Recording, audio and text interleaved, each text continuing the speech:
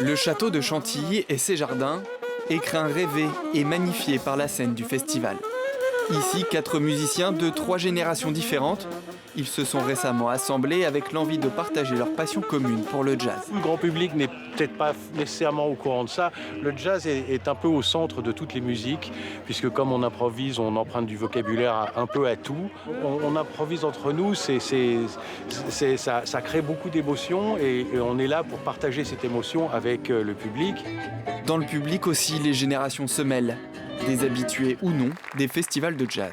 Il y a toujours eu de l'engouement pour le jazz dans la famille. Là, bon, ma sœur, ça a été un catalyseur, mais on a toujours aimé ça. Il y en avait toujours à la maison quand on était petit. J'ai toujours nourri ça aussi de mon côté. Et là, c'était l'occasion rêvée. J'adore les jazz. J'écoutais les jazz à la voiture, à la maison.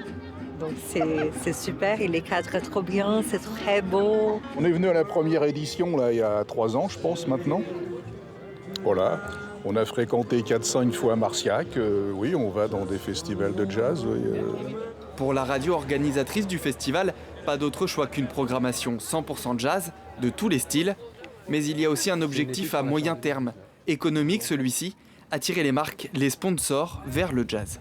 Il y a toujours quand même une perception un peu élitiste, un peu ceci, un peu cela.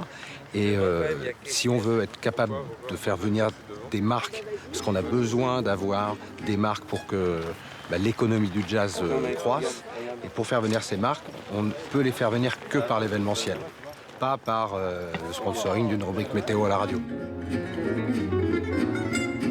Je pense que c'est l'avenir de cette musique-là. Des beaux festivals avec des gens qui soutiennent ça et du bon public. Le festival a attendu 3 ans avant sa 2e édition. L'objectif est bien que la suivante se tienne dès l'an prochain, toujours au même endroit.